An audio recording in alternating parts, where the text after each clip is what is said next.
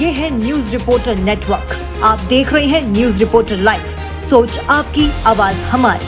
नमस्कार, आप देख रहे हैं न्यूज रिपोर्टर नेटवर्क और मैं हूं आपके साथ वंदना सती। शुरू करते हैं खबरों का सिलसिला, लेकिन उससे पहले नजर डालते हैं सुर्खियों पर। 38वें राष्ट्रीय खेलों की तारीख का हुआ ऐलान। 28 जनवरी से 14 फरवरी 2025 के बीच आयोजित किए जाएंगे राष्ट्रीय खेल। केंद्रीय गृह मंत्री अमित शाह 13 अक्टूबर को आएंगे उत्तराखंड। प्रशासन और संगठन ने की पूरी तैयारी। उत्तराखंड एसटीएफ ने 2 लेपर्ड की खाल के साथ एक तस्कर को किया गिरफ्तार।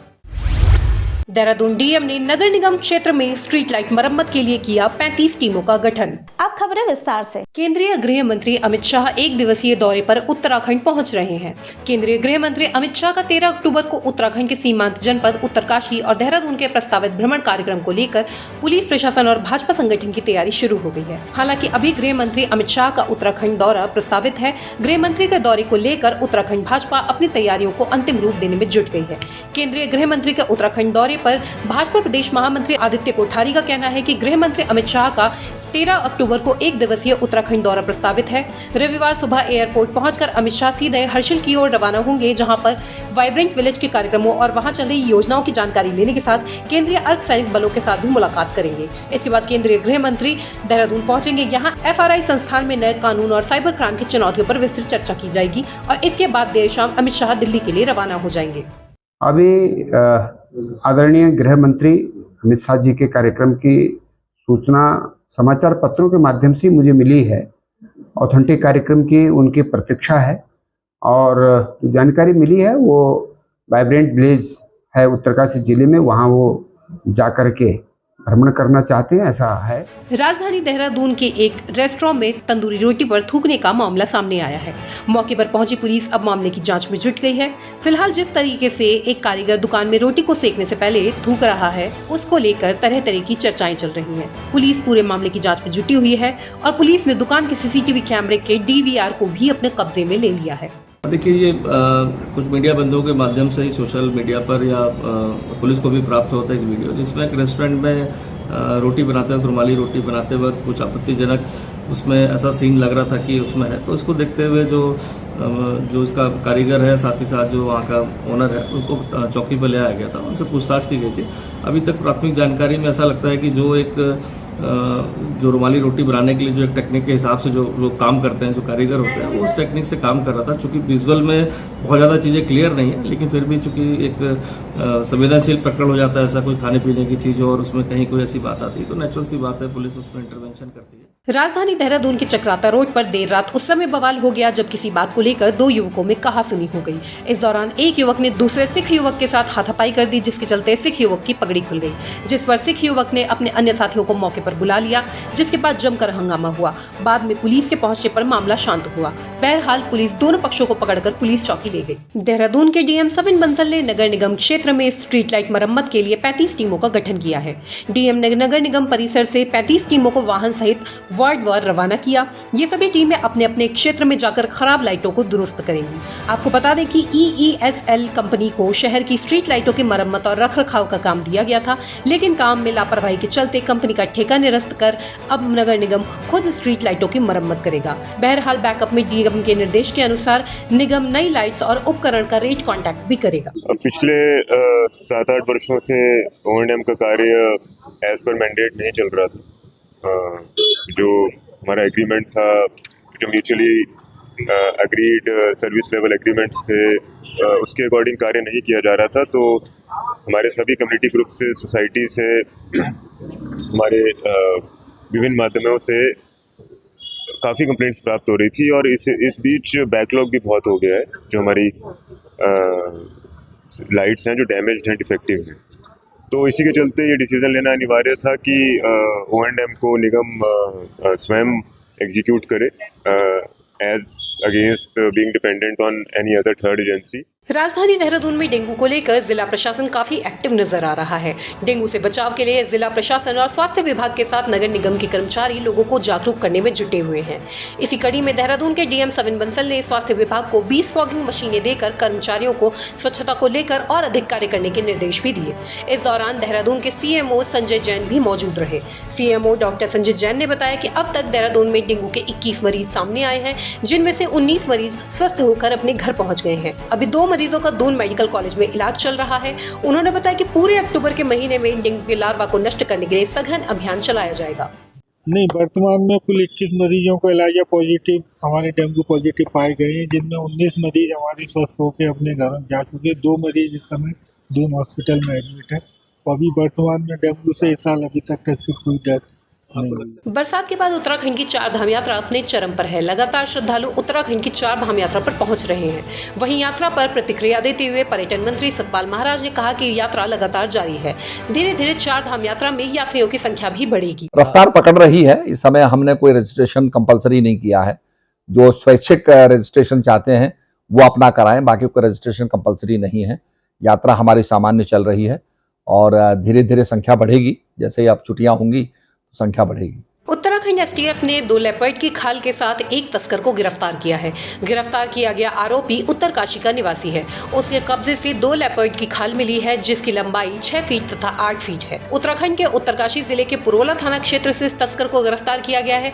एसटीएफ के एसपी चंद्रमोहन सिंह ने बताया कि उत्तराखंड एसटीएफ को WCCB दिल्ली से सूचना प्राप्त हुई थी कि पुरोला उत्तरकाशी क्षेत्र में वन्य जीव जंतुओं के अंगों और खाल की अवैध तस्करी हो रही है, जिसके बाद एसटीएफ ने ये गिरफ्तारी की है। कर रहे हैं थाना पुरोला से भी, उत्तरकाशी जनपद और देहरादून जनपद से भी।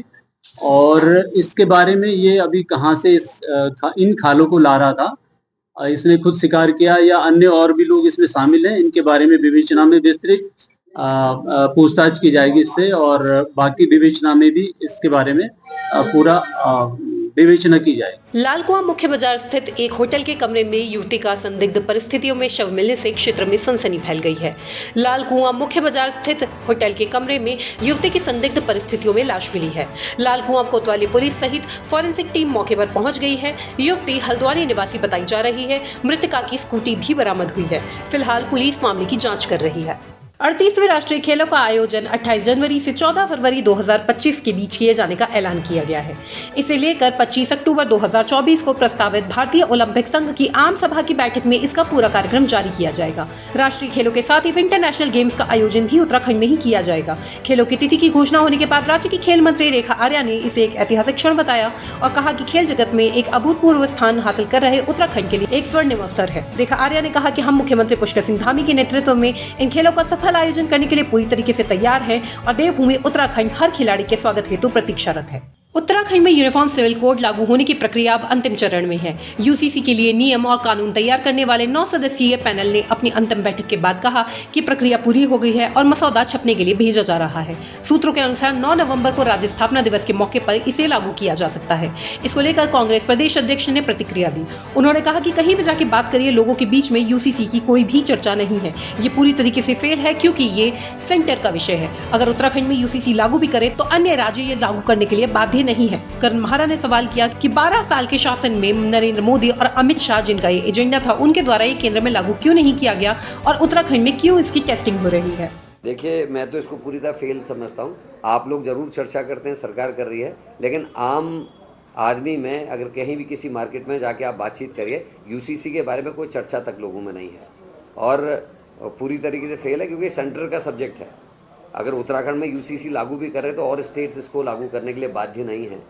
और हम ये भी पूछना चाहते हैं कि 12 साल के शासन में नरेंद्र मोदी और अमित शाह, जिनका ये एजेंडा था, और आरएसएस और बीजेपी का, उसको केंद्र से लागू क्यों नहीं किया? उत्तराखंड में इसका टेस्ट क्यों किया जा रहा है? यह हमारा प्रश्न। आज पुलिस महानिदेशक अभिनव कुमार ने वी मुरुगेशन, अपर पुलिस महानिदेशक CBCID नारायण सिंह नपलच्याल, पुलिस महानिरीक्षक CBCID यशवंत चौहान, पुलिस अधीक्षक CBCID और अन्य पुलिस अधिकारियों की उपस्थिति में CBCID और EOW में लंबित चल रहे अभियोगों में की गई कार्रवाई की अभियोगवार विस्तृत समीक्षा की। समीक्षा के दौरान CBCID के सेक्टर देहरादून और हल्द्वानी के क्षेत्राधिकारियों ने सेक्टरवार लंबित चल रहे विवेचनाओं के संबंध में पुलिस महानिदेशक को तथ्यात्मक रूप से अवगत कराया। साथ ही अपने अपने सेक्टर्स में विवेचकों द्वारा वर्तमान समय तक की गई कार्यवाही का विस्तृत ब्यौरा पेश किया। पुलिस महानिदेशक ने लंबित विवेचनाओं के शीघ्र निस्तारण हेतु निर्देश दिए। आज भारतीय जनता पार्टी महानगर युवा मोर्चा के द्वारा संगठन पर्व सदस्यता अभियान को लेकर डीएवी पीजी कॉलेज देहरादून महाविद्यालय में सदस्यता कार्यक्रम आयोजित किया गया। कार्यक्रम की अध्यक्षता महानगर के अध्यक्ष सिद्धार्थ उमेश अग्रवाल के द्वारा की गई। कार्यक्रम के मुख्य अतिथि महामंत्री संगठन अजय कुमार ने भी सभी छात्र छात्राओं का अभिनंदन करते हुए कहा कि हमारा देश युवा प्रधान देश है और आने वाले समय में युवा ही देश और प्रदेश का नेतृत्व करेंगे।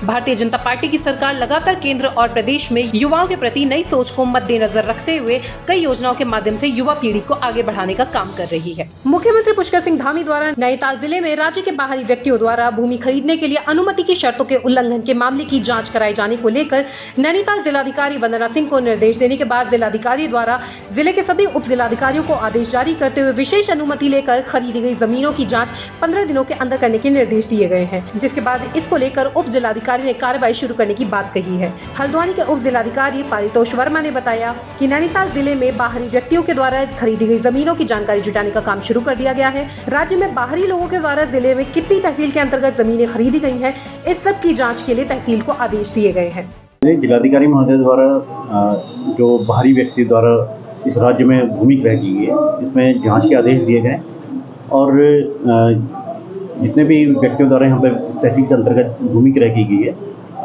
उनकी जांच के लिए प्रकरण तहसील को भेजा गया है और जांच करने के निर्देश दिए गए हैं। यदि किसी व्यक्ति द्वारा जिस प्रयोजन में के लिए अनुमति मिली थी उससे भिन्न प्रयोजन हेतु भूमि उपयोग में लाई जाएगी तो उसका विरुद्ध आख्या जिलाधिकारी महोदय को प्रेषित भी की जाएगी और जो नियमानुसार कार्रवाई जेडे के अंतर्गत बनती है वो की जाएगी। तराई केंद्रीय वन प्रभाग में वन तस्करों के हौसले बुलंद हैं। वन तस्कर वन विभाग को चुनौती देते हुए भारी मात्रा में खैर के पेड़ को काटकर तस्करी कर रहे थे, लेकिन वन विभाग ने तस्करों के मंसूबों पर पानी फेर दिया है। बताया जा रहा है कि तराई केंद्रीय वन विभाग के टांडा रेंज अंतर्गत देर रात वन तस्कर खैर के पेड़ की लकड़ी काटकर ले जा रहे थे।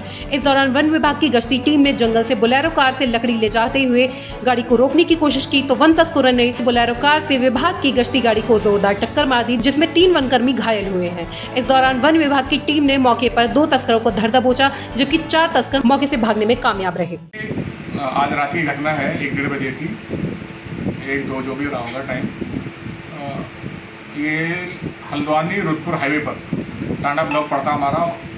ये हमारी जो गश्त टीम थी पत्थरचिता से हल्द्वानी इधर ये टांडा की तरफ ऑफिस की तरफ आ रही थी, तो ये टांडा ब्लॉक पड़ता है। वहाँ पर ये टांडा बीट में पूर्वी किनारे पर जो रोड है हमारी उसकी पूर्वी सिरे पर एक बोलेरो खड़ी थी, जिसमें कुछ लोग लकड़ी लाद रहे थे।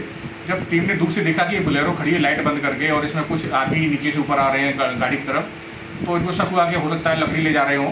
तो इन्होंने अपनी गाड़ी बाएं सिरे से दाएं हाथ पर के साइड में सामने डाली, तो ये लोग लकड़ी जो लाद रहे थे वो तो भाग खड़े हुए जंगल की तरफ और जो इसके अंदर थे वो गाड़ी लेके भागे। जिला चिकित्सालय कोरोनेशन देहरादून में पिछले दिनों जिलाधिकारी ने औचक निरीक्षण किया था, जिसके बाद अस्पताल प्रशासन को कुछ निर्देश दिए गए थे। इसी को लेकर मुख्य चिकित्सा अधीक्षक वीएस चौहान ने मीडिया से बातचीत करते हुए कहा कि जिलाधिकारी के द्वारा साफ सफाई और सुविधाओं को लेकर निर्देशित किया गया है, जिनको पूरा कर लिया गया है। वहीं उन्होंने कहा कि उत्तराखंड से 2 अस्पतालों को कायाकल्प की दृष्टि से पुरस्कृत करने की बात की गई है, जिसमें हमारे अस्पताल का भी नाम है। वहीं जब डेंगू के बारे में उनसे पूछा गया तो उन्होंने कहा कि अभी तक 8 से 9 मरीज आए हैं जो कि डिस्चार्ज हो चुके हैं। अस्पताल में डेंगू के लिए 10 बेड लगाए गए हैं और जरूरत बढ़ने पर बेडों की संख्या बढ़ाई भी जाएगी। हमारे यहाँ जो अभी तक हैं टोटल करीब 8-9 भर्ती हुए हैं डेंगू के पेशेंट और सब ठीक होकर चले गए हैं। वर्तमान में एक पेशेंट हमारा डेंगू आज भी भर्ती है। इस बार डेंगू की संख्या ज़्यादा नहीं है, बहुत कम आ रहा है। इतना तो हर साल होता ही है, एपिडेमिक नहीं है इस बार, जैसे एक बार बहुत ज़्यादा आए थे, ऐसा नहीं है। तो बने रहिए हमारे साथ और देखते रहिए न्यूज़ रिपोर्टर नेटवर्क। धन्यवाद। अगर आप हमारे चैनल पे नए हैं तो चैनल को सब्सक्राइब करें और साथ ही बेल आइकन को प्रेस करें ताकि उत्तराखंड की कोई भी अपडेट मिस ना हो पाए।